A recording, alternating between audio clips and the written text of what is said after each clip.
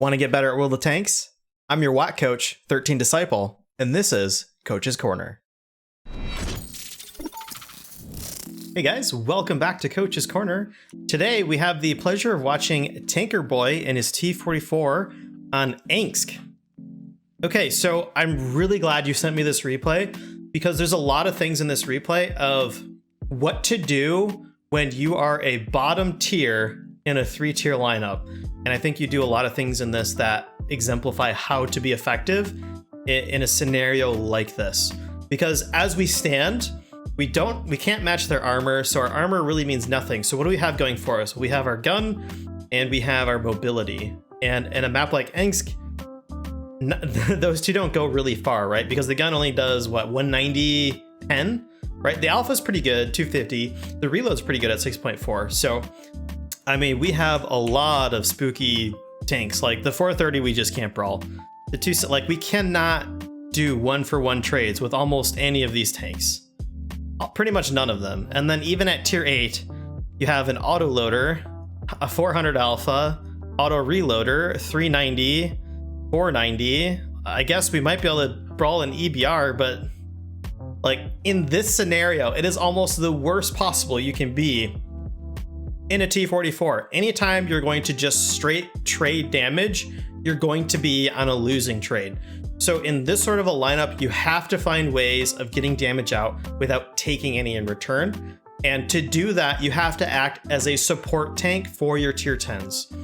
When I'm in a tier 10, this is the kind of tier 8 tank I need on my team to help me win games. So with that said, let's get into it. Looking at the minimap is probably not all that useful because really where I go is going to depend on the team, right? If all of my tier 10s want to play the field, then I might try and help in the field. If I try to play an off flank by myself, I'm just going to get slaughtered as a tier 8 in this room. Even against the other tier 8s, I'm not going to be able to trade very well. I'd have to get 2 shots for every one the T-34 does. And in a city lineup like this, it's really hard for me to get 2 shots when he can just hide within the 6 seconds of the second shot coming in, right? So, or I'm going to play in the city. In this instance, I'm basically just going to follow the momentum of wherever my team is going and just try and get as much damage as I can with those allies wherever they're headed. I probably should have covered. The other option you can do is try and check for damage in this area, in this crossing down here. Because this is encounter, a majority of their team is spawning on this side of the rails. So you might be able to get early crossing damage on anybody that's headed this way. But that's still risky because you don't have the armor to hold up against the enemy tanks. So if there's an enemy tank that's got the same idea, you'll just end up losing those trades anyways. But it could be worth looking in that area if you're looking for a way to get a little bit extra damage here. So let's just get into this game. Guys, if you would like to have your replay featured on Coach's Corner, in the description will be a link to my Discord channel. In there, you want to head over to the hashtag Coach's Corner channel specifically, and that's where I look for my replay submissions and little explanations of how you think you might have been able to play better or what kind of information you're looking for. So whether it was intentional or not, this is probably the best play here. If you look at, even before we cross this gap, if you look how our allies are splitting up here, you have a couple of tier 9 mediums, a tier 8 tank destroyer, a tier 8 autoloader, and a tier 9 light. You have less than a third of your team trying to hold this whole flank over here. I would definitely be joining the rest of my tier 10s and trying to take the city. That is a good idea, and I want to just try and stay with them and help them as much as possible. We see the AMX got tracked in the crossing but did no damage, so the shell dipped a little low. Yup, see, if that 430U, this is the point I was trying to make. You could look for crossing damage, right? So let's say you had set up, well, we don't need to zoom in for this. Let's say you set up right here and you're looking to get crossing damage. You would have probably taken damage from the 430U already. You'd either have to sit back here, in which case the 430U, the other one, or any of these could still be in this gap. You still might be ending up in trades, and it may not be free damage in that crossing. It's really hard to make that call in the game.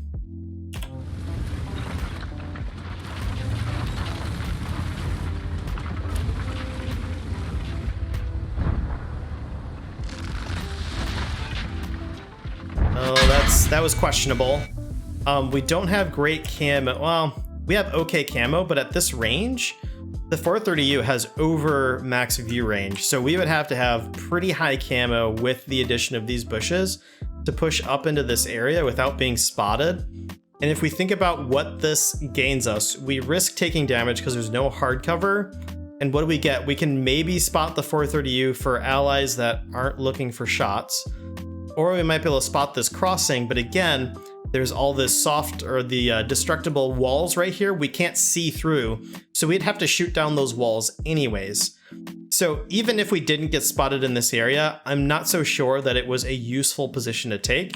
I'd probably still just be following my 4K5 or the AMX M4s or the T-57 into the heavy brawling area.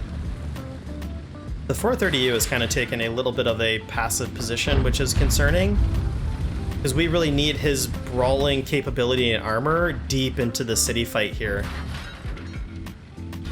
We're going to take the safe way all the way around, which is fine. It looks like maybe more of their troops are committed to the 890 line than ours. It's tough to say. We don't have enough knowledge just yet. So this is okay. We're just chilling, waiting to see how the battle kind of filters down here. Okay, the Samu is spotted and the Maushan is spotted. Okay, this is big news. Looking at this mini map here, okay? We have the Reds here, the Samu and the Maushan just got spotted. All right, that means that there's not that many other tanks that could be over here, and yet we have 1, 2, 3, 4, 5, 6-ish, 7-ish. Even if we don't count the 4K5, that's still 6 tanks with 2 that are kind of in the middle looking this way, okay? 6 tanks versus the 3 that are here. We have to push this area, okay? The Udez, the Lorraine, the, what is this, the Patton, and the 430 are not going to survive that long against this. Not at all, especially if more tanks have decided to follow them in this area. What needs to happen is we've recognized, okay, there's an overmatch here. So we have 2 options. We can turn around and try and shore up the side that is losing, or we can gather our momentum on this side and push through, okay? What causes these 15-2, 15-1 losses is this thing that's happening that we're watching right now. When all of these tanks clean these up for relatively no damage in return, then you get flanked. You'll have all of these tanks that can push through here, and then all of these enemy tanks will push through here, and you'll have 3 times the number of guns active against you. If you're taking 3 hits for every 1 shot you put out, of course it's going to be a 15-1 or 15-2 match. There's just no control you have over that. So to try and avoid this kind of scenario and maximize your chance at winning, you have to take the area that you do have control over, and you have to try and push it through. And it's really hard to do that when you're bottom tier. You can nose up and get as close to the enemy as you can, but really you need your tier 10s to lead this charge. And you really need them to recognize what I've just pointed out, that the other side is losing. We have to make a play on this side before we get surrounded, okay? So this is the map reading that I'm trying to get you guys to understand, is when one side is really overwhelmed, you have to push the side you're on or turn around and shore up the side you're losing. Because if you just stay stagnant, then you end up in a giant crossfire and you lose even faster with less damage. This is good. It looks like you've recognized what's happening. It looks like the T-57 has recognized what's happening. So right now, if we look at our player panel, again, another mod that I'm running, okay? The 277, we don't know where he is. The 430, we don't know where he is. And we have 2 tank destroyers. So judging by the mini map, I would say probably the 277 is in this area. So that's 1 tier 10 that we probably can assume is in this area. And the TDs are probably somewhere in this back line here. If they're over here, it could make the push more difficult. But if not, if they're somewhere over here or even over here, it's still doable to take these tanks out, including the 277. And we still have a 430. My guess is the 430 is probably going to push through the field with these guys. But he may show up over here, over here. You still have this massive overmatch that needs to push through, though. You got to push through this.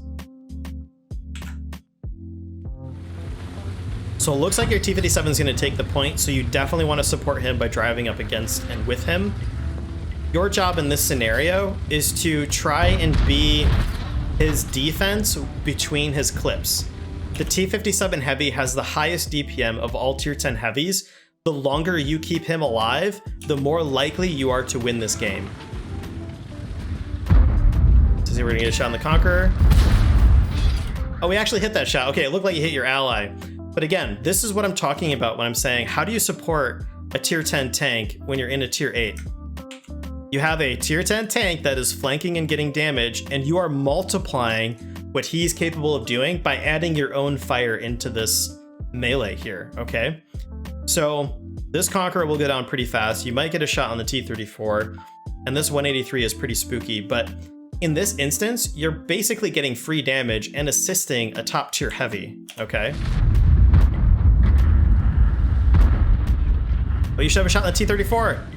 Oh, I think you missed a shot that you could have had on the T-34, but that's fine. You don't want to sit in that gap too long. When your Tier 10 backs off, you can back off with him, or you can try and get one more out and then back off, but you don't want to sit in that area. All right, the 430U has finally realized he needs to join this, and look, everything has been spotted on the minimap, okay? Except for 2 tank destroyers. So let's just, again, I keep focusing on this, but like I said, this is what's happened, okay? The enemy team way out here, we should probably just go red. This enemy team is gonna clean up this medium without losing any tanks, probably. And then you're gonna have all of these tanks moving in through here.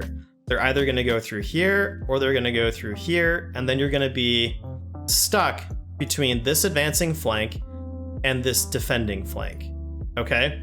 If you want to win this game, what you have to do is take all of these tanks and then just push hard. You have to go through and you have to take out as many of these tanks as you can before the other side of the map can influence the game.